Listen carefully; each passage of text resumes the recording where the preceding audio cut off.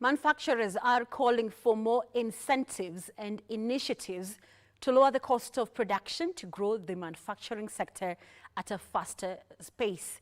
Now, Kenya National Chamber of Commerce and Industry Vice President Kandie is calling for more leeway to be offered to institutions making products from imported raw materials. The cost per kilowatt hour in Kenya is significantly higher.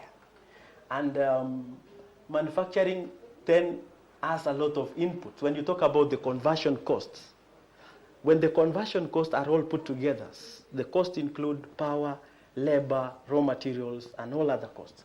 But where we can request the government is to see how that cost per unit can be, subsidized, or a differential pricing matrix is given for manufacturers, so that when they do their cost per unit, they are able then to get it at a low price, be able to price it competitively in the shelves, and thereby grow their volume.